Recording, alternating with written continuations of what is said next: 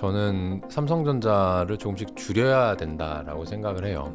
더 올라갈 가능성이 없지는 않은데 내려갈 가능성도 충분히 있는 상황이다. 앞으로 인공지능이 이렇게 펼쳐질 거고, 그랬을 때 삼성전자 하이닉스가 파는 제품의 환경 또는 시황이 이렇게 될 거야 라고 예측할 수 있을 거예요. 그런 분들은 뭐 지금이라도 늦지 않았어, 더 갈 거야 라고 얘기하실 수 있지만, 저 같은 경우는 그래서 삼성전자를 투자한 게 아니고, 삼성전자가 5만 원의 시점에 SK하이닉스는 이렇게 많이 오르고 삼성전자가 하는 일도 꽤 잘 되고 있는데 삼성전자만 이렇게 소외받는 건 너무 이상한 것 같아. 이 회사가 10만 원 요 정도는 넘을 수 있을 것 같은데? 라는 접근 방법으로 시작했던 거거든요. 주변에 계신 이 반도체 전문가분들, 인공지능 전문가분들의 얘기를 제가 다 따라가기가 어려워요, 이제는.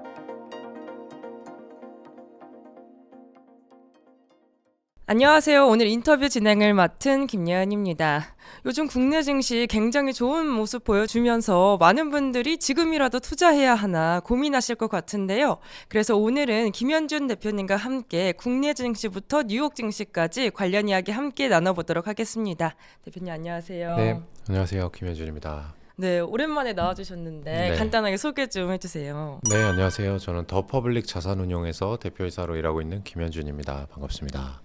네, 이제 촬영일 기준으로 이제 코스피가 6,000피를 거의 목전에 두고 있어요. 네. 방금 보니까 5,969선에 맞췄다고 하더라고요. 네. 대표님이 보시기에 지금 지수가 실적에 기반해서 적절한 지수라고 보시는지 아니면 과열이라고 보시는지 어떻게 보시나요? 어려운 질문이네요. 시작부터. 네. 두 가지 다 맞는 말이라고 생각을 해요. 실적에 기반해서 주가가 오른 것도 사실이고요. 삼성전자라든지 뭐 하이닉스라든지 조선주라든지 이런 회사들이 다 실적이 지금 상당히 좋고요. 실적이 올라간 만큼 주가가 올랐으니까 실적 기반이다라고도 볼 수 있고요. 그런데 이 과열이라고 하는 거는 사실은 뭐 어떻게 딱 정해진 단어가 아니다 보니까 어떻게 설명할 수는 없지만, 많은 분들이 주식에 관심을 가지고 있다. 그래서 나도 해야겠다. 이런 조바심이 드는 것을 과열의 하나의 징후라고 본다면 과열인 것도 맞다고 생각합니다. 그럼 아직 들어가지 않은 투자자 입장에서 지금 많은 돈을 넣기에는 딱 좋은 시점인가요? 아니면 조금은 기다려봤다가 네. 조정이 오면 넣으면 좋을까요? 조정이 언제 얼만큼 올지는 일단 저도 모르고, 대부분의 분들이 예측할 수는 있겠지만 마치기는 어려운 부분이라고 봐요. 그래서 돈을 한꺼번에 지금 넣기에는 부담스러운 건 사실이고요. 그렇다고 해서 조정이 올 거야, 또는 조정 후에는 다시 또 전 고점을 경신할 거야 라고 확신하는 것도 어렵습니다. 그래서 저는 사실 지금 투자를 해보는 거는 좋은 경험이다라고 생각을 하고요. 근데 여기에서 이번이 아니면 나는 주식으로 부자 될 기회가 없을 거야, 이제 마지막 차일 거야, 이렇게 생각하고 투자하는 것보다는 나중에 정말로 좋은 기회가 또 왔을 때 나는 투자할 수 있는 실력을 갖춰 놓을 거야 하는 정도로 생각한다면, 꼭 조정이 왔다가 뭐 몇 달 후에 왔다가 다시 사서 돈을 또 벌고 이렇지 않더라도 분명히 또 내려가는 장세는 오고요. 그러고 나서는 다시 또 올라가는 장세가 옵니다. 그럼 지금 시점에서 지수를 추종한 ETF를 사는 게 조금 안전할지 아니면 개별 종목을 조금씩 담아놓는 게 안전할지 네. 뭐가 더 좋은 방법일까요? 주식 공부를 지금까지 안 하셨거나 또는 앞으로도 하기가 조금 어려운 분들을 기준으로 본다면 당연히 ETF가 안전할 겁니다. ETF는 어쨌든 간에 전체 시장을 추종하거나 또는 전문적인 펀드 매니저가 종목을 고른 것으로 구성이 돼 있기 때문에 개인 투자자가 공부가 안 돼 있는 상태에서 고르는 종목보다는 초과 성과를 낼 가능성이 높아 보이고요. 하지만 지수 ETF를 산다고 해서 무조건 또 돈을 버냐, 그런 건 또 아닙니다. 장이 또 내려가면 지수 ETF라고 해서 안 내리는 것도 아니고요. 그것조차도 장기적인 시각으로 투자를 해야만 수익을 낼 수 있는, 지금은 어쨌든 지수가 많이 오른 상황이니까 좀 걱정을 안은 채로 투자를 해야 된다고 봅니다. 그럼 뭐 삼성전자나 SK 하이닉스 이런 것보단 막 코스피나 코스닥을 추종하는 ETF를 지금 입장에서는 들어가는 게 조금 더 많은 수익을 볼 수 있을까요? 너무너무 어려운 질문인 네. 게 그러면 제가 SK 하이닉스랑 삼성전자도 알아야 되고 네. 그다음에 그렇지 않은 나머지도 알아야 네. 됩니다. 그래서 그 중에 뭐가 더 많이 오를까는 사실은 잘 모르겠어요. 하지만 아주 장기적으로 본다면 저는 지수 ETF가 조금 더 좋은 선택이라고 생각을 하는 게 삼성전자하고 하이닉스는 아직 갑론을박이 치열합니다마는 이 회사가 과거에 그랬던 것처럼 경제가 좋아졌다가 안 좋아졌다를 반복하는 순환형 주식일 것인지 아니면 일각에서 얘기하시는 것처럼 뭐 TSMC처럼 엔비디아처럼 아주 장기적으로 성장할 수 있는 뭐 인공지능 시대의 수혜주가 될지 요거는 확실하지가 않거든요. 그리고 여러분들이 지금 투자를 이제 시작하신다면 역시 또 확실하다고 생각할 수가 없을 거예요. 그래서 그냥 반반이라고 가정을 해본다면 절반이 지금 호황기 다시 불황기가 올 거야라고 생각할 수 있다는 거잖아요. 그렇다 그러면 삼성전자 하이닉스보다는 지수 ETF가 조금 더 편한 선택일 수는 있어요. 다만 한 6개월에서 1년 후에 삼성전자가 뭐 30만 원, 40만 원, 하이닉스가 뭐 150만 원, 200만 원 가고 내 지수 ETF는 좀 덜 올랐다고 하더라도 괜찮으실 분들 그리고 괜찮은 자금만 투자해야겠죠. 그리고 삼성전자가 이제 20만 원을 찍고 왔는데 이게 이제 시작인지 아니면 조금씩 차익 실현을 해 나가야 되는 건지 네. 대표님이라면 지금 어떤 선택을 하실까요? 저는 삼성전자를 조금씩 줄여야 된다라고 생각을 해요. 다 팔지는 않았는데 주식을 조금씩 팔았고요. 아주 한 최근 몇 개월간에 그리고 더 올라갈 가능성이 없지는 않은데 이 내려갈 가능성도 충분히 있는 상황이다라고 생각을 합니다. 이거는 어디에 기반을 하냐면 제가 인공지능이라든지 반도체의 아주 전문가가 아니라는 게 기본 바탕이에요. 그것이 전문가인 분들은 앞으로 인공지능이 이렇게 펼쳐질 거고 그랬을 때 삼성전자 하이닉스가 파는 제품의 환경 또는 시황이 이렇게 될 거야 라고 예측할 수 있을 거예요. 그런 분들은 뭐 지금이라도 늦지 않았어 더 갈 거야 라고 얘기하실 수 있지만 저 같은 경우는 그래서 삼성전자를 투자한 게 아니고 삼성전자가 5만 원의 시점에 SK 하이닉스는 이렇게 많이 오르고 삼성전자가 하는 일도 꽤 잘 되고 있는데 삼성전자만 이렇게 소외받는 건 너무 이상한 것 같아. 그래서 연구를 좀 해보자. 연구를 해봤더니 이 회사가 10만 원 요 정도는 넘을 수 있을 것 같은데? 라는 접근 방법으로 시작했던 거거든요. 그런데 지금 와서 보니까 지금 뭐 20만 원 됐다고 말씀하셨는데 주변에 계신 이 반도체 전문가분들, 인공지능 전문가분들의 얘기를 제가 다 따라가기가 어려워요, 이제는. 그 전까지는 그분들의 말씀도 이해가 되고 내가 생각하는 삼성전자에 대한 투자 논리도 충분히 탄탄해. 그거에 비해서 저평가야 라고 생각했던 시기가 있었는데 지금은 나보다 저 사람들이 훨씬 더 잘 아는 것 같다. 그러면 나는 이제 약간 전문 투자자보다는 개인 투자 쪽에 가까워지고 있구나. 그래서 주식을 좀 팔아야겠다 생각하고 있습니다. 그럼 지금 과거의 상승장과 지금의 상승장 차이점이 있다면 어떤 차이가 있을까요? 매우 일부 종목이 아주 강력하게 이끌고 있다는 게 저는 큰 차이인 것 같고요. 삼성전자하고 하이닉스가 우리나라 시가총액 1, 2등 종목이에요. 근데 이 1, 2등 종목의 상승률이 아주 높은 편입니다. 뭐 전체 코스피에서 제일 높다라고는 얘기할 수 없지만 최근 한 1, 2년을 두고 볼 때 아주 높은 수준이거든요. 그러니까 이 두 주식을 갖고 있냐 안 갖고 있느냐가 수익률에 상당한 이 차이를 불러 일으키게 되고요. 그래서 조금 왜곡된 면도 없지 않아 있는 것 같아요. 여러분들이 어떤 주식을 갖고 있는데 내 주식은 안 올랐어. 내 주식은 지수보다 왜 이렇게 안 가지? 라고 생각하는 분들 꽤 있을 거란 말이죠. 근데 예전에는 제가 그런 분들한테 여러분들이 주식을 잘못 고른 거예요. 공부를 덜 하셔서 그래요 라고 말씀드렸을 것 같거든요. 근데 지금은 너무나 이쪽으로 많이 몰려 있고 이 주식이 매매하기도 편하고 누구나 잘 아는 그런 대기업이다 보니까 한쪽으로 좀 쏠림 현상이 있는 것 같고요. 제가 바라는 바는 이 삼성전자, SK하이닉스가 확 무너지는 것을 바라는 게 아니고 어느 정도 꾸준히 잘 하면서 사람들이 이 정도면 수익 많이 냈다. 근데 나는 한국 주식시장 상당히 괜찮게 봐. 그러니까 다른 주식으로 좀 갈아타 볼까 하면서 좀 온기가 전달이 되고 여러분들이 가지고 있는 그 다른 주식들 그리고 뭐 중소형 주식들 코스닥 주식 중에 뭐 바이오가 아닌 것들도 상승하는 시기까지 갔으면 좋겠습니다. 그럼 2026년 상반기에 시장을 흔들 수 있는 가장 치명적인 돌발 변수가 있다면 뭐가 있을까요? 지금 이미 발생하고 있는 것 같은데요. 이 인공지능이 모든 주식 시장 그리고 모든 종목을 다 상승으로 이끈 건 아닙니다.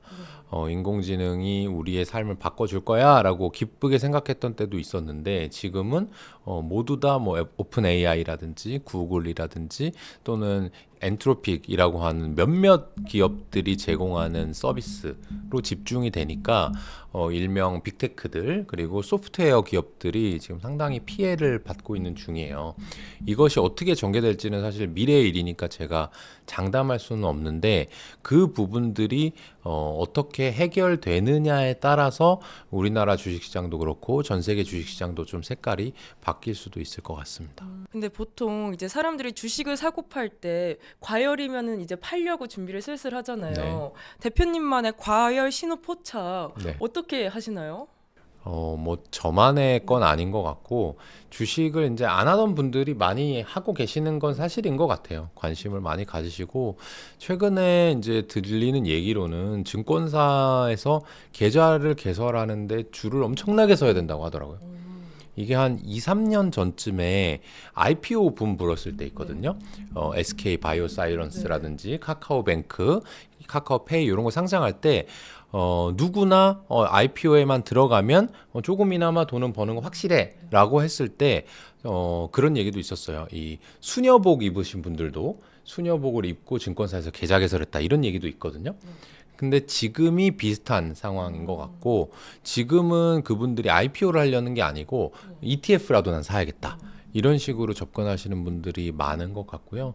저는 그런 인간 지표 이런 것들을 좀 관심 있게 보는 편이에요. 아 근데 저도 놀랐던 게 제가 이번 명절에 내려가니까 저희 할머니도 주식을 하시더라고요. 네, 안 하셨던 분이죠. 하나도 모르셨어요. 아, 그러니까요. 네, 그런 분들이 가진 돈을 모두 다 이제 썼을 경우 주식시장에 모두 다 집어넣으면 다른 돈이 없잖아요. 그러면 어떻게 주식을 해야 되냐? 가지고 있는 걸 팔고 다른 걸 사는 수밖에 없어요. 그럼 주식시장 안에 있는 돈은 움직이지 않는 거니까 이 과열의 징후 중에 하나라고 생각할 수도 있고요. 근데 제가 우리나라 주식시장 하나로만 봤을 때 좀 큰 변화가 될 수 있는 포인트를 말씀드리면 지금 이 이재명 정부가 주식 시장에 대해서 상당히 긍정적으로 이제 보고 있잖아요. 근데 반면에 이제 부동산 시장에 대해서는 아주 부정적으로 얘기를 많이 하고 엄포를 놓고 있어요. 그러면 이 부동산을 어쩔 수 없이 팔게 되는 그런 수요가 생길 수도 있고요. 또는 부동산을 좋아했던 분들도 이제 주식시장 쪽으로 좀 접근하는 그런 변화가 있을 수 있거든요. 근데 이거는 해외에 해당되는 건 아니니까 국내 주식시장에만 영향을 주겠지만 이 부분도 제가 주변에서 많은 경험 그리고 많은 이 사례가 나오고 있어요. 일반 투자자가 주식 안 하던 분이 주식했다, 뭐 많은 사람이 몰렸다 이런 것들은 매번 강세장 때마다 나타나는 현상이었는데 이번에 제가 처음 듣게 된 거 그리고 처음 겪게 되는 것들은 전통적인 부자들 뭐 기업을 하셨거나 아니면 뭐 흔히 말하는 건물주분들, 빌딩주분들 이런 분들이 평생 주식을 안 하셨던 거예요. 근데 그런 분들은 부자예요. 부자인데 주식을 안 했던 거죠. 근데 이런 분들이 저를 만나러 왔을 때 또는 저를 찾아서 물어보는 것들이 나 이제 부동산 그만할래. 부동산 좀 처분해야겠어. 또는 이미 다주택자를 너무 이렇게 몰아세우니까 이미 일부 처분했어. 이걸로 나 주식할래. 이렇게 하고 있거든요. 그러면 생각을 해보자고요. 이제 아나운서님의 이제 할머니 같은 분들은 돈이 뭐 많을 수도 있지만 일반적으로는 돈이 적은 분들이에요. 많아봐야 수천만 원, 뭐 수억 원 정도를 주식을 할까 생각하시는데 이런 분들은 뭐 강남에 아파트 두세 채 갖고 있었는데 한 채 팔았다 생각해 보세요. 그럼 수십억 자금이거든요. 이런 것들은 뭉칫돈으로 들어올 수가 있고 이런 것들이 이 종합주가지수와 우리나라 주식시장 체력을 좀 한 단계 올리지 않을까 하는 기대를 갖고 있습니다. 그럼 마지막으로 이제 대표님이 운영하고 있는 자산 운용사에서 현재 비중을 줄이고 계실까요? 아니면 비중을 조금씩 확대해 나가고 계실까요? 전체 현금 비중과 주식 비중을 보면 국내는 늘리지도 줄이지도 않은 상태에서 종목의 교체를 좀 하는 중이고요. 그다음에 해외 펀드 같은 경우에는 현금을 공격적으로 줄이면서 주식을 사고 있는 상황입니다. 아, 그럼 국내의 경우 종목을 조금씩 교체해 나간다고 하셨는데 네. 기존에 어떤 종목에서 어떤 종목으로 조금씩 교체하고 계실까요? 많이 오른 주식도 조금 팔았고요.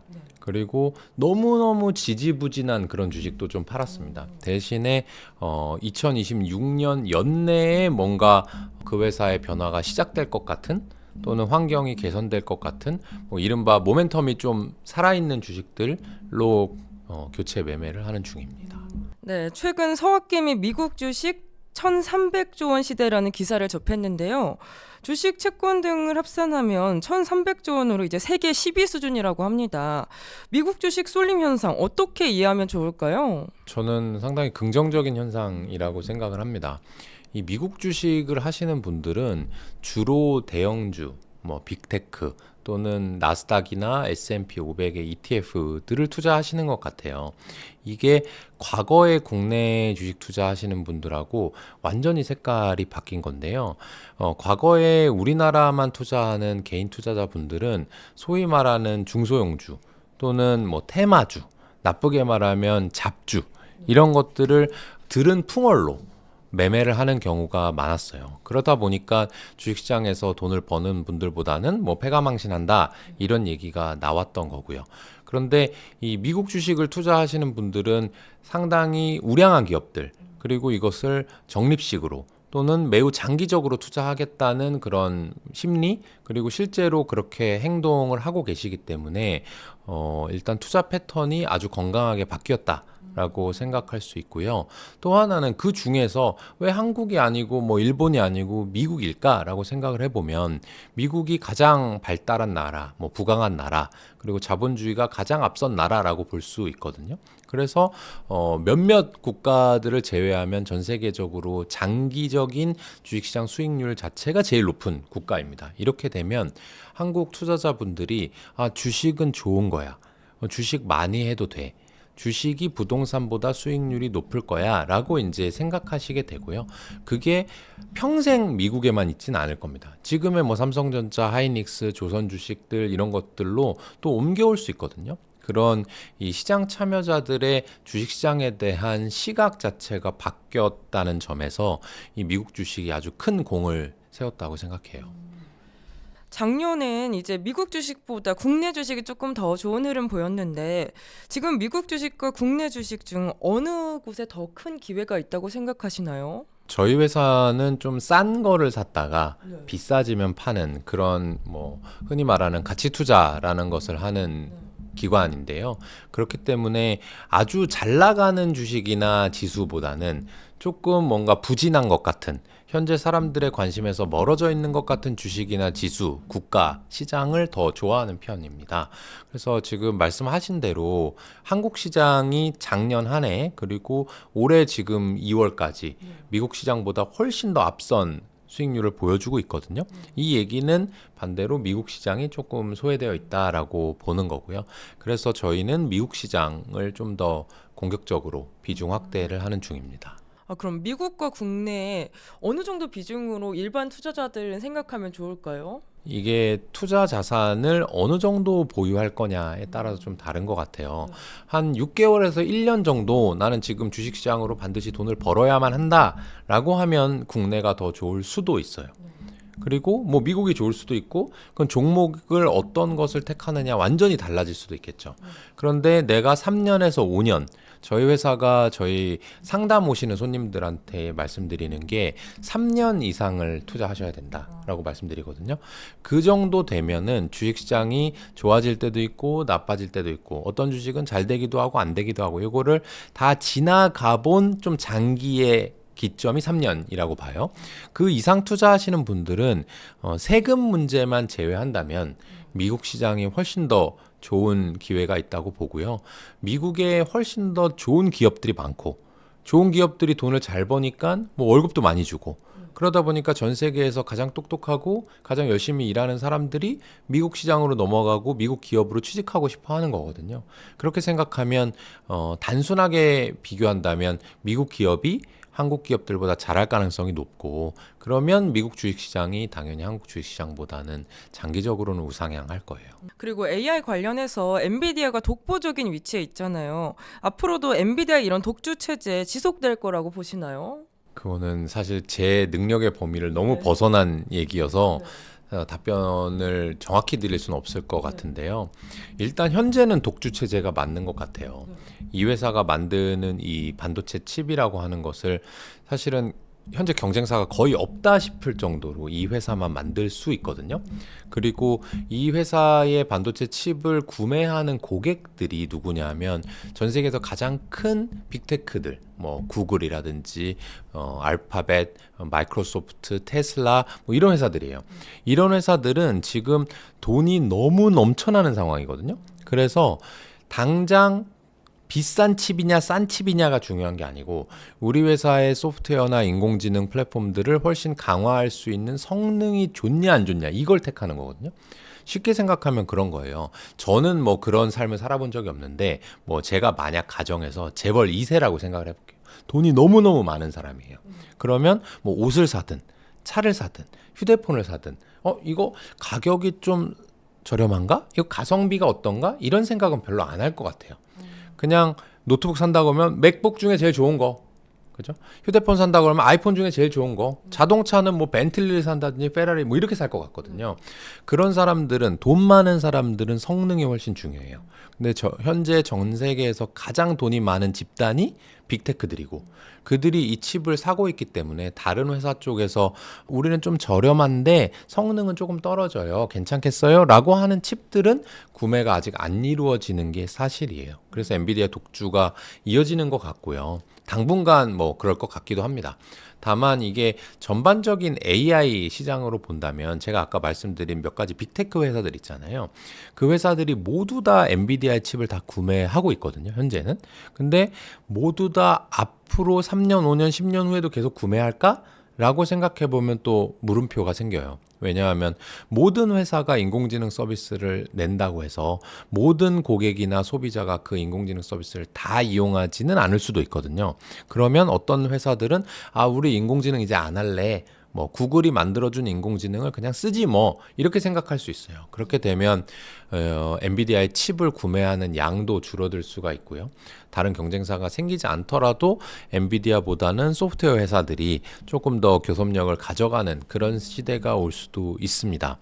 다만 현재는 그것보다 더 과격한 시장 움직임이 일어나고 있는데, 이 오픈 AI 그리고 구글 그리고 엔트로픽이 만들어내는 이 인공지능 서비스들이 모든 소프트웨어를 대체할 수도 있다라는 우려가 지금 커지고 있거든요. 그래서 우리가 뭐 구글을 뭐하러 이용해, 마이크로소프트 워드, 오피스 이런 거 뭐하러 이용해, 그냥 인공지능 다 시키면 되지, 이렇게 되고 있거든요.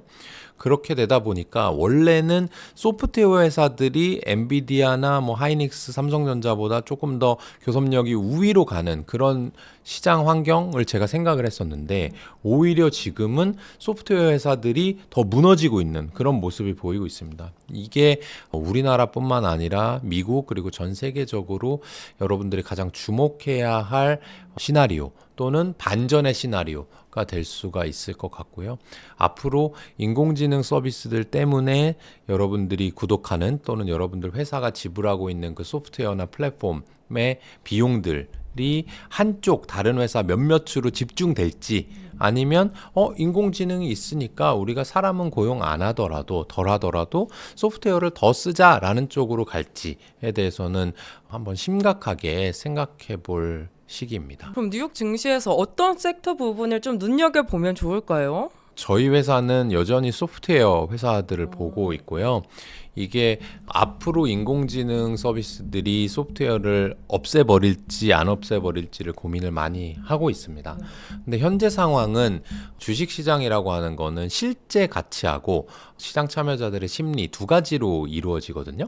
그런데 실제 상황은 어떻게 될지 모르겠는데, 시장 참여자들의 심리는 모든 소프트웨어가 인공지능 일부 서비스로 대체될 것이다라고 확신하고 있는 것 같아요.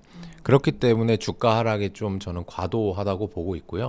지금 어떤 회사들을 잘 고른다면 반전 시나리오를 쓸 수도 있을 것 같습니다. 그리고 이제 최근에 이제 테슬라가 약간 하락하면서 많은 분들이 지금 매수 기회인가 이렇게 또 생각하시는 것 같은데 네. 또 근데 테슬라 스페이스 X랑 합병하면은 양도소득세를 낸다 이런 네. 이슈도 있어요. 네. 근데 만약 테슬라 주가가 지금보다 더 떨어지게 되면 주가도 떨어지고 세금도 더 내야 되는 거잖아요. 네. 그럼 그 시청자분들 입장에서 주식이 하나도 없다면 테슬라 사는 게 좋을지 아니면 조금 합병 때까지 기다렸다가 사는 게 좋을지 어떻게 하는 게 좋을까요? 일단 스페이스X하고 테슬라가 합병을 할지 안 할지는 저는 전혀 모릅니다. 그리고 합병을 한다고 하더라도 또는 이 주식 매수 우선권을 준다 뭐 이런 루머도 있는데 그런 걸 한다고 하더라도 얼만큼을 할지를 결정되지 않았어요. 그렇기 때문에 우리는 어떤 주식, 테슬라뿐만 아니라 어떤 주식을 투자할 때도 이 회사가 처해 있는 환경이나 앞으로의 모멘텀, 기업의 본질 가치 이런 것들을 숫자로 환산해서 이게 현재 저평가인가 고평가인가를 판단해야 되거든요. 근데 이게 좋은 이슈가 있어. 스페이스X가 뭐 상장을 한대. 또는 나쁜 이슈가 있어. 뭐 유럽에서 자동차가 안 팔린대. 라고 하는 것은 시작점일 수는 있지만 그게 투자 판단의 근거가 될 수는 없어요. 스페이스X랑 합병을 하니까 이 정도 가치가 붙는데 유럽에서 지금 자동차가 안 팔리니까 자동차 매출액이 이만큼 줄어들 거야 라고 하는 이 금액 단위의 환산이 저는 꼭 필요하다고 생각을 하고요. 제가 테슬라를 좋아하는 사람이기 때문에 그냥 테슬라 주식에 대해서만 생각을 말씀드리면 저는 지금 좋은 시점이라고 생각하는 편이에요. 왜냐하면 테슬라를 현재 보시는 투자자분들, 큰 돈을 가진 분들 대부분은 자동차 회사로 많이 생각을 하고 계세요. 근데 저는 이 테슬라를 볼 때 자동차 회사보다는 자율주행 기술 회사 또는 로봇 회사라고 생각을 하고 있단 말이죠. 그러면 여러분들 그렇게 생각하실 거예요. 누가 자율주행 몰라? 누가 테슬라 옵티머스 하는 거 몰라? 이렇게 생각하시지만 일반적인 전통적인 주식시장의 이제 플레이어분들 뭐 애널리스트라든지 펀드 매니저 분들은 아까 제가 말씀드린 것처럼 숫자로 바꾸는 작업을 되게 좋아하거든요. 근데 이 자율주행 기술이라든지 로봇은 아직 숫자로 바꾸기에는 너무 초기 시장이에요. 그래서 이 가치를 판단하기가 어려운 거죠. 하지만 제가 생각했을 때는 이 회사가 가진 자율주행 기술이라든지 로봇 시장의 이 잠재력이 아주 크기 때문에 대강 계산해도 자동차 판매하는 사업보다는 훨씬 크기 때문에 그래서 지금 아직 자동차 판매 회사로 불리고 있을 때 투자의 기회가 조금 있지 않을까 생각을 하고요. 여러분들한테 진짜 제가 제안드리고 싶은 건 뭐냐면 테슬라라는 주식을 살 때 자율주행 기술 그리고 로봇을 모르면 투자하기 어렵다라고 말씀드렸잖아요. 그러면 내가 그것을 한번 이용해 보면 좋을 것 같아요. 지금 테슬라 매장에 가시면 자율주행 시승을 할 수 있거든요. 그러면 내 돈을 내지 않고도 타볼 수 있는 기회가 있습니다. 그러면 야 내가 생각했던 것보다 너무 좋네가 될 수도 있고요. 야 이거 뭐 현대차랑 비슷하네 해서 안 사실 수도 있고요. 또는 아직까지 하고 있는지 모르겠지만 아주 최근에 보면 그 영등포 신세계에 있는 타임스퀘어 몰에서 이 중국의 휴머노이드 로봇을 전시해서 판매한 적이 있습니다.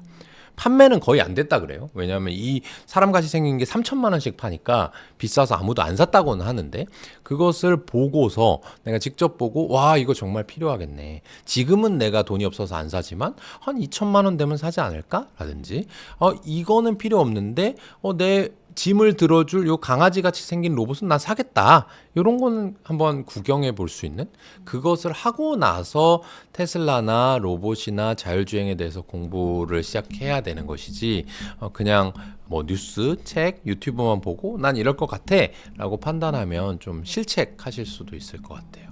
그리고 이제 정부에서 또 서학개미가 이제 국장으로 돌아오게 계좌를 신설한다고 말하잖아요. 네. 그러면 서학개미들 많이 돌아오게 될까요? 되게 파격적인 정책인 것 같긴 해요. 지금 아직 그 어느 은행에 뭐 어떻게 하면 뭐 이런 건 안 나온 것 같은데, 제가 대강 듣기로 5천만 원까지는 비과세다 뭐 이런 얘기를 들었거든요. 그 얘기는 지금 서학개미 분들 중에서 뭐 최근에는 좀 조정이 있었습니다만은 장기적으로 하신 분들은 다 수익권일 거란 말이에요. 근데 5천만 원의 이 양도소득세는 거의 1,000만 원에 육박합니다. 이것을 국내 주식을 사면 1,000만 원을 당장 아껴준다? 그 얘기는 내가 어떤 주식을 잠깐 들어가서 20% 손실을 봐도 괜찮을 정도의 수익이잖아요. 이 보상이잖아요. 그래서 이런 부분들이 저는 상당히 긍정적인 정책이다라고는 생각을 해요. 근데 그거는 개인 투자자 입장에서 그런 것 같고, 정부 정책으로 봐서는 저는 아주 좋은 정책은 아닌 것 같아요. 왜냐하면 국내 기업들이 장사를 잘하고 돈을 잘 벌어서 이 주가가 올라가고 국내 시장에 대한 이런 인식이 좋아지는 것. 최근에 뭐 삼성전자, 하이닉스, 그리고 이재명 정부의 뭐 이 대주주보다는 소액주주를 우선하는 이런 정책, 이런 건 좋은 것 같은데, 그게 아니고 그냥 무작정 돈 줄 테니까 미국 주식 하지 말고 한국 주식 해 라고 하는 것은, 미국 주식이 만약에 앞으로 더 이 세금보다 훨씬 더 상승 여력이 높아 보인다라든지 실제로 높게 되면 사실은 매우 소탐대시라는 그런 모습이 될 수 있거든요. 그래서 그 부분들은 여러분들이 생각을 하고, 당장 뭐 국내 주식이 살 게 있었는데 이참에 잘 됐다 하시는 분들한테 너무 좋을 건데, 내가 미국이 참 좋을 거라고 생각하는데 요 1,000만 원 때문에 그냥 돌아온다, 또는 환율이 최근 이러니까 일단 팔아야겠다라고 생각하는 것은 좀 짧은 시각일 수 있습니다. 네, 현재 이제 국내 주식과 미국 주식으로 수익을 내고 계시는 분들 많이 계실 텐데요. 현재 수익을 확정짓는 익절 비중과 재투자 비중 어느 정도가 적당할까요? 이것도 참 어려운 질문이네요. 저는 딱 잘라서 무자르듯이 뭐 몇 퍼센트는 팔고 몇 퍼센트는 뭐 재투자해라라고 얘기하는 것은 말하는 순간 틀린 답이 될 거라고 보고요. 저희 회사도 이게 기준이 있어서 뭐 50% 올랐으니까 팔아라든지, 수익 난 거는 뭐 절반 일단 실현하자, 이렇게 움직이는 것이 아니라, 팔고 나서 다음에 살 게 있는가? 또는 지금 가지고 있는 주식보다 더 좋은 주식이 있는가? 이게 먼저거든요. 근데 이거를 쉽게 의사결정을 하려고 하다 보니 50% 이상 오른 건 일단 팔아, 뭐 수익 난 건 절반 일단 익절해 라고 이제 말씀을 하시는 경우들이 있는데, 그것보다는 여러분들도 내가 지금 가질 수 있는 여러 가지 투자 옵션들이 있을 거예요. 꼭 주식이 아니어도 되고 한국 주식일 필요가 없을 수도 있어요. 그런 것들 중에서 지금 주가가 올랐냐 내렸냐, 내 거 올랐냐 내렸냐랑 관계없이 사고 싶은 게 있으면 사실은 갈아타는 게 맞고, 그렇지 않으면 이 회사가 계속해서 잘할 수 있는가를 보는 게 맞겠죠. 그럼 사고 싶으면 사고 팔고 싶으면 팔아라 이런 말씀이신가요? 가진 것과 구체적으로 가진 것과 또 살 거를 비교해야 된다. 근데 그러려면 가진 것을 분석할 수 있는 능력도 있어야 될 거고, 그리고 또 살만한 것들을 항상 분석해 놓는 그런 부지런함이 있어야 갈아타는 거지. 그렇지 않은 사람들은 사실은 돈 벌었으면 운이라고 생각하고 팔고, 저는 뭐 맛있는 거 사드시라 보통 그렇게 얘기해요. 공부를 안 한 채로 주식을 하는 거는 매우 위험한 행동인데, 운 좋게 돈을 벌었다면 이제 그만해라, 이렇게 얘기하죠. 뭔가 주가에 대한 그 숫자에 집착하기보다는 그 기업의 실적이나 가치에 좀 비중을 두는 게 맞는 지금 계산법인가요? 그렇죠. 예를 들어서 삼성전자로 얘기를 해보면, 삼성전자 뭐 거의 20만 원 됐다고 했으니까, 이게 개인 투자자분들이 저한테 물어볼 때 이런 질문을 많이 하거든요. 내가 삼성전자를 뭐 3천만 원 갖고 있어요, 라든지, 아니면 포트폴리오에서 50% 갖고 있어요, 라든지, 아니면 삼성전자를 저는 10만 원에 샀는데요, 지금 20이에요. 어떻게 할까요? 이런 질문을 하세요. 근데 그 질문 3개가 저는 다 마땅하지 않다라고 느끼는 게 뭐냐면, 삼성전자 현재 20인데 이게 더 오를까 내릴까를 고민해야 되죠. 그죠? 그리고 더 오를까 내릴까 대비 다른 투자 옵션보다 이게 더 오를 건지 아닐 건지 이렇게 고민해야 되죠. 그러면 삼성전자가 현재 20만 원인데 더 오르려면 삼성전자가 반도체를 더 잘 팔면 되겠죠. 그리고 내리려면 반도체 업황이 안 좋아지면 내리겠죠. 근데 여러분들이 5만 원에 샀는지 10만 원에 샀는지 삼성전자 반도체 파는 것과는 아무 관계가 없어요. 그렇죠? 그리고 삼성전자를 여러분들이 3천만 원 갖고 있건 뭐 3천억 갖고 있으면 문제가 될 수 있지만 3천만 원 갖고 있건 뭐 3억 갖고 있건 내 전체 포트폴리오 중은 1%건 100%건 간에 삼성전자 임직원들이 반도체를 설계하고 주문받고 생산해서 판매하는 것과는 아무 관계가 없기 때문에 그런 질문들은 마땅하지 않다라고 말씀을 드리는 거고, 어떤 주식을 사고 파는 의사결정은 그 회사가 그것을 잘 만들어서 팔 수 있는가 여야 되는데 그게 보통 어려워요. 어렵다 보니까 여러분들이 그런 질문하는 것도 이해가 됩니다. 예를 들어서 그냥 집을 살 때는 나는 몇 평대 사고 싶어. 나는 뭐 학교가 가까웠으면 좋겠어. 나는 신축이었으면 좋겠어. 나는 1층이었으면 좋겠어. 뭐 이렇게 얘기를 할 수가 있잖아요. 그건 다 아파트나 주택에 대한 이 본질 가치를 얘기하는 겁니다. 왜냐하면 아파트랑 주택의 본질 가치는 거주하는 거고, 내가 거주하는 것을 직접 하니까 그 느낌이 있는 거죠. 근데 그거를 여러분들한테 돈으로 환산해 보세요 라고 하면 1층 집하고 3층 집하고 했는데 얼마 차이가 적당해요? 3천만 원 차이가 적당해요? 5천만 원이 적당해요? 1억이 적당해요? 다 모르죠. 그렇게 환산할 수 없기 때문에 투자가 어려운 거고, 아파트나 주택은 그래도 느낌적으로 야, 이게 신축이면 좀 한 1억은 비싸야지 라든지 역세권이잖아 뭐 이렇게 말씀하실 수 있는데, 주식이라고 하는 거는 내가 전혀 안 해본 어떤 기업가들이 장사하고 사업하는 거에 대해서 얘기를 하다 보니까 감도 안 오는 데다가 숫자로 환산하는 건 당연히 불분명한 일이 되는 거죠. 그래서 제가 말씀드리는 게, 주식을 투자할 때는 최소한 이 회사의 브랜드 또는 이 회사의 제품 서비스를 내가 이용해 보거나 이용해 본 사람의 얘기를 들어서 이게 좋구나 나쁘구나 정도는 알아야 아파트 난 신축 갈래 구축 갈래 정도까지 오는 거거든요. 근데 여러분들은 보통은 요새 요거 좋대, 요거 많이 오른데 해서 사셨을 거라서 이게 익절을 해야 되나요? 라는 질문이 나오게 되는 거죠. 그럼 만약에 제가 삼성전자가 30만 원 갈 확신이 있어요. 네. 근데 그러면은 지금 상승장에 몰빵으로 들어가는 게 좋을까? 아니면 조금씩 분할 매수로 들어가는 게 좋을까요? 그 확신이라고 하는 게 아나운서님의 개인적인 확신인가요? 개인적인 확신. 그런 건 확신이란 단어를 잘 안 씁니다. 내가 생각한다 정도. 뇌피셜. 그렇죠. 뇌피셜이죠. 근데 그게 있다라고 하면 그게 왜 있는지를 저는 여쭤볼 것 같아요. 왜 30만 원인데요? 라고 하면 개인 투자자분들은 뭐 그냥 느낌이요? 아니면 이렇게 차트를 이렇게 그려보니까 조금 연장하면 30이 될 것 같아요 라든지 뭐 이렇게 되면은 스스로도 내가 근거 없는 얘기 하고 있구나 라고 느껴지실 겁니다. 스스로 여기 마음에 손을 얹으면. 근데 그게 아니고 야 지금 20만 원인데 삼성전자 이익이 영업이익이 20조 정도 나와 분기에. 근데 이게 한 30조 정도 나오면 20조에서 30조 50% 올랐으니까 주가도 20만 원에서 30만 원 오르지 않을까? 이렇게 하면 뭐가 되냐면 맞냐 틀리냐를 떠나서 맞는지 틀리는지 토론이 돼요. 대화가 돼요. 그러면 제가 그렇게 물어볼 거예요. 그래? 30조 되는 게 왜 30조가 될 것 같아? 반도체 가격이 이렇게 올랐거든. 그럼 앞으로는 반도체 가격이 어떻게 될 것 같아? 이런 얘기가 되거든요. 그러면 스스로도 저한테 물어보는 게 큰 의미가 생기고 의사결정하는 데 도움이 되겠죠. 만약에 그런 분들이 나 30만 원이다 라고 했을 때는 또 하나가 중요해요. 먼저 몰빵이냐 분할 매수냐를 결정하기 전에 언제 30만 원 갈 건데. 그게 있어야 돼요. 예를 들면 10년 후에 30만 원 간다 그러면 20만 원이 30만 원 10년 후에 가면은 10년 동안 50% 오른 게 되잖아요. 네. 그러면 1년에 한 2, 3%밖에 안 오르는 거예요. 네. 그럼 할 필요가 없겠죠? 그쵸. 근데 한 1년 내에 50% 오를 것 같아. 그러면 뭘 하셔야 되냐면 그 시간이 나오면 비교할 수가 있게 됩니다.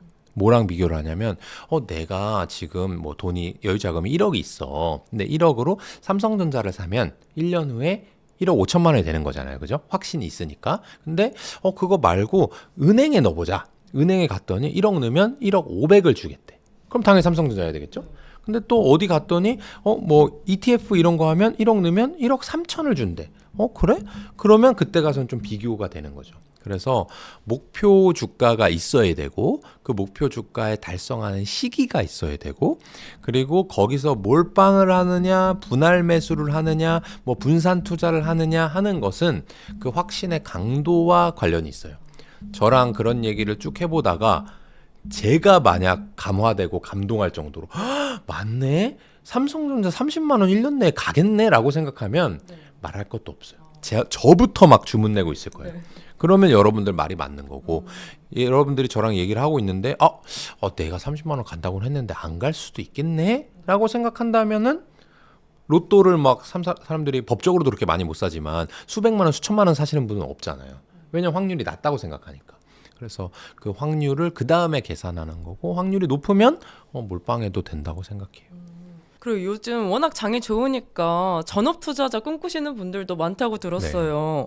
대표님이 생각하시는 이제 주식으로 먹고 살 만큼 버는 그런 자질을 갖고 계신 분들 특징이 뭐가 있을까요? 정말 열심히 사는 분들이고요. 일단 주식 공부를 저보다는 많이 해요. 그 전업 투자자분들은. 왜냐하면 저는 가정도 있고요.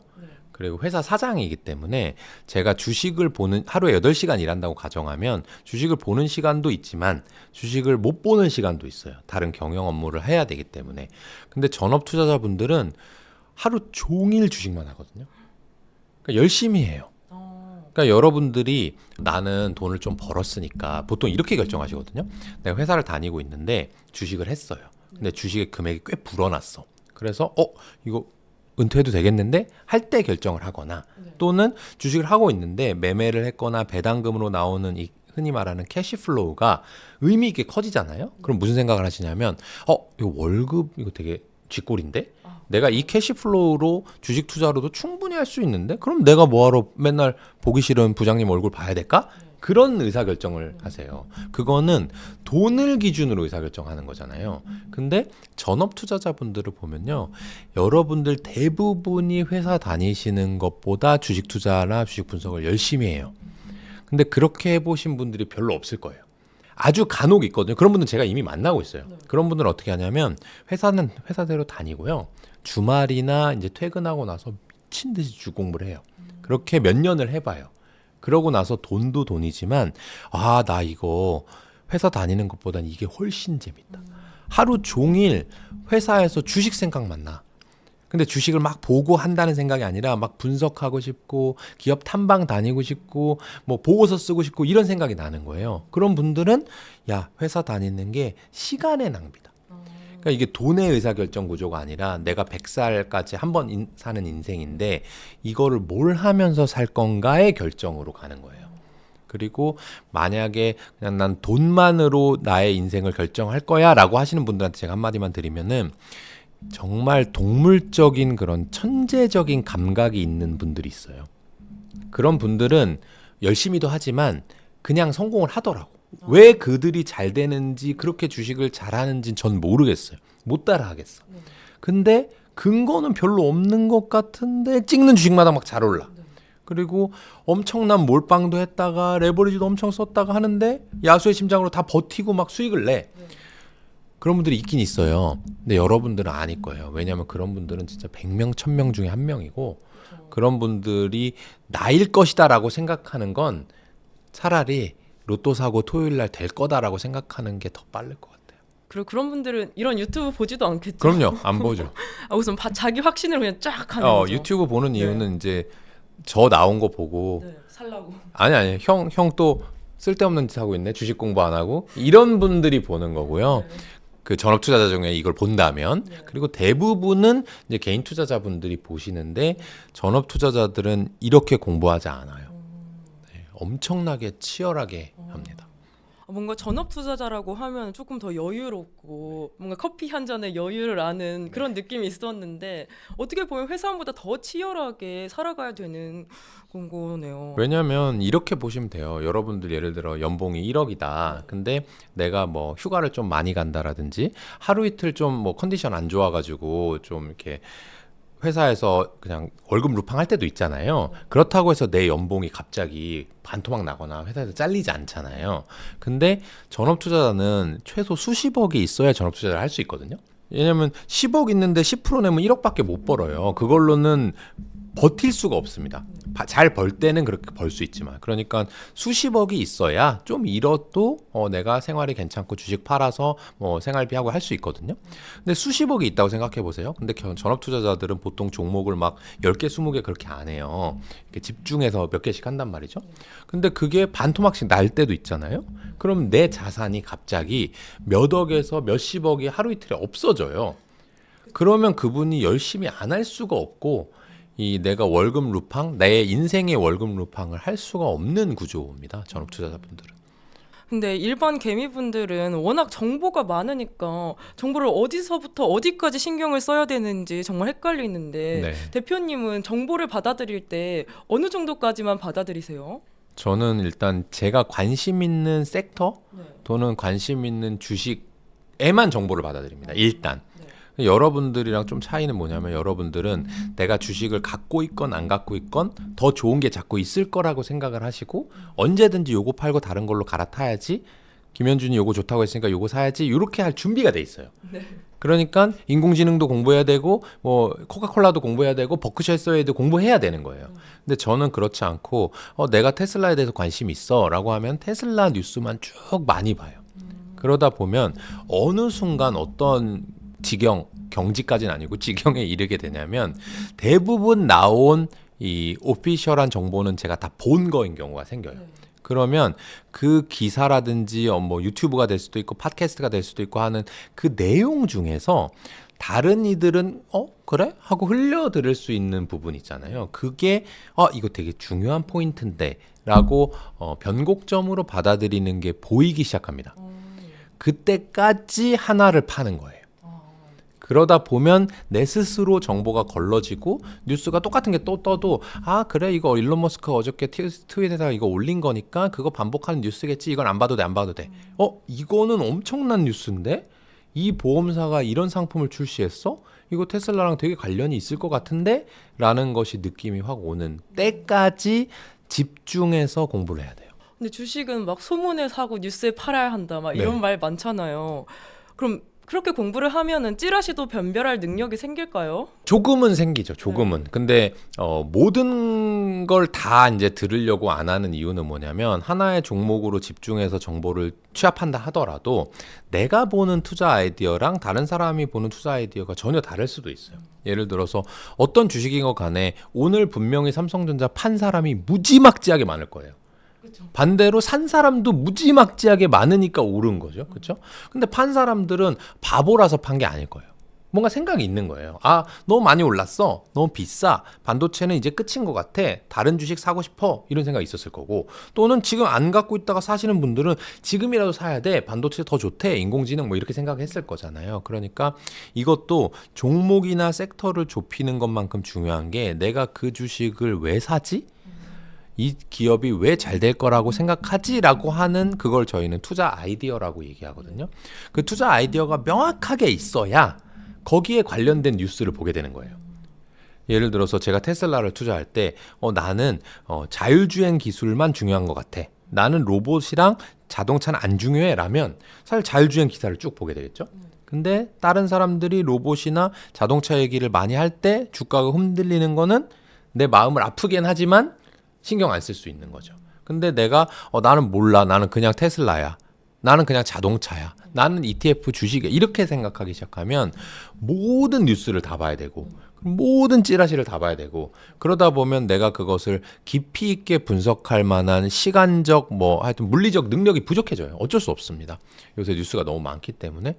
그렇게 되면 결과적으로는 이도저도 안 되는 케이스가 되기 때문에, 섹터도 좁히고 종목으로 좁히고 그거를 투자 아이디어로 좁혀서 거기에 있는 것들을 자꾸 읽다 보면, 최근에는 저는 이런 방법을 많이 쓰는데, 예를 들어서 네이버 뉴스 이런 거 있잖아요. 이런 것들은 언론사나 기자분들이 보여주고 싶은 거 위주로 디스플레이가 돼 있어요. 정해져 있는 거죠. 그러면 나는 그 뉴스가 나쁜 건 아니지만 모두가 보는 뉴스를 봐야 돼요. 근데 좀 인공지능이 섞인 플랫폼으로 들어가잖아요. 그러면 아무도 안 읽을 것 같은 매우 작은 매체의 기사라든지, 이미 조회수가 별로 안 나오고 있는 블로그라든지 이런 것들도 저의 관심사를 인공지능이 알고 표출을 해줘요.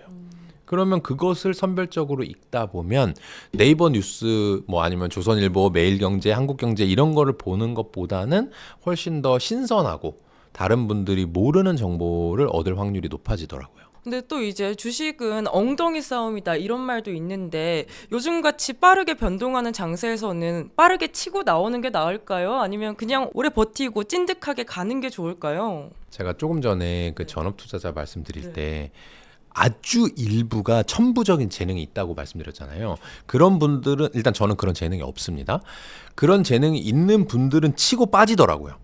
그리고 치고 빠지는 거에 승률이 높아요. 근데 그런 분들은 어차피 이 유튜브를 안 볼 거예요. 그분들은 나는 이런 재질을 갖고 있네. 나는 이런 스킴으로 이런 방법론으로 하면 잘 되는 걸 이미 알고 있어. 근데 이걸 지금 보시는 분들은 나중에 그 능력을 깨달을 수는 있어요. 왜냐하면 주식을 시작한 지 얼마 안 되신 분들도 있을 거니까. 근데 확률론적으로 보면 대부분 그게 없습니다. 저도 없고요. 제가 장기 투자를 하는 이유는 장기 투자를 오래 보유하고 싶어서 오래 하는 게 아니에요. 어쩔 수 없이 단기 투자를 하면 자꾸 실패를 하니까 승률을 높이기 위해서 장기로 보유를 하는 거죠. 그러니까 여러분들도 마찬가지입니다. 내가 그 회사에 대해서 잘 알더라도 단기 투자는 실패할 수 있거든요. 근데 장기로 가면 갈수록 그 기업의 본질 가치와 주가가 수렴할 수 있는 확률이 높아요. 단기로 보면 갖은 일들이 일어나요. 뭐 정부에서 바이오를 밀어준다고 하면 올랐다가 뭐 지배구조를 개편한다고 하면 뭐 어떻게 됐다가 국회에서 부결되면 뭐 떨어졌다가 뭐 갖은 난리가 나거든요. 근데 그것들은 뭐 반도체 회사가 반도체를 잘 팔건 현대차가 아틀라스를 잘 팔건 그거랑은 아무 관련이 없어요. 그러니까 단기적으로는 그렇게 움직인단 말이에요. 근데 그런 것들을 마칠 자신이 없는 분들은 장기 투자를 하시는 거고 장기 투자를 하면 누구나 돈 벌 수 있어요. 그럼 대표님은 내 인생에 손절은 없다. 무조건 끝까지 간다. 이런 마인드신가요? 아니요. 근데 저희가 잘못 분석을 하면 팔아야죠. 예를 들면 이 회사가 뭔가 잘할 거라고 생각해서 샀는데 잘 못하면 예를 들면 저희가 지금 테슬라라는 주식을 투자한다 했잖아요. 근데 이 테슬라의 이제 큰 경쟁자 중에 하나가 엔비디아예요. 엔비디아와 테슬라는 거래 관계이기도 해요. 테슬라가 엔비디아의 칩을 사주는 고객이에요. 근데 엔비디아는 테슬라만 고객인 게 아니라 다른 고객처들이 많거든요. 그래서 그 고객사들한테 야 우리 칩 사가. 그러면 우리가 자율주행 잘할 수 있게 도와줄게 라고 하는 일종의 플랫폼을 만들었거든요. 그걸 가지고 현대차한테도 최근에 팔았어요. 그리고 메르세데스 벤츠한테도 팔았어요.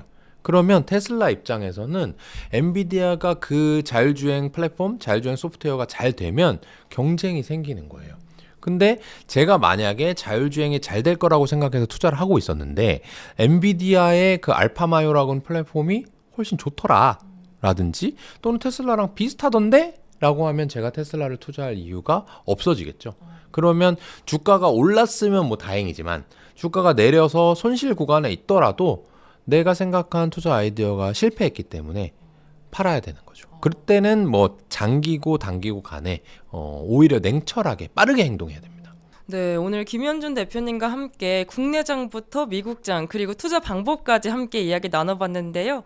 대표님 그럼 마지막으로 저희 성공의 진심인 구독자분들께 한 말씀만 부탁드려요. 네, 지금 코스피 뭐 6천이고 하이닉스 100만 원, 삼성전자 20만 원이라고 합니다. 저도 주식을 많이 갖고 있지 않아서 마음이 좋기도 하지만 부럽기도 하고 쓰리기도 합니다. 여러분들도 똑같은 마음일 거라고 보거든요. 근데 제가 주식 20년 넘게 하면서 느낀 건 뭐냐면 버티는 사람이 결과적으로는 이깁니다. 주식시장이 우리나라 주식시장 안 오른다고 몇 년 전에 미장이 최고고 국장 버려야 된다 뭐 이런 얘기 했잖아요. 근데 지금은 1년 반째 우리나라가 최고잖아요. 이렇게 열심히 하는 시장 참여자 그리고 임직원 기업가가 있는 주식시장은 기본적으로 장기 우상향합니다. 그래서 지금이 꼭 기회가 아니다 하더라도 여러분들 너무 조급해할 필요가 없습니다. 네, 대표님 귀한 말씀 감사합니다. 오늘 저희가 준비한 소식은 여기까지고요. 오늘 인터뷰가 여러분의 투자 전략에 도움이 되셨다면 좋아요와 구독, 알림 설정 잊지 마시고 저희는 다음 인터뷰로 찾아뵙겠습니다. 감사합니다. 고맙습니다.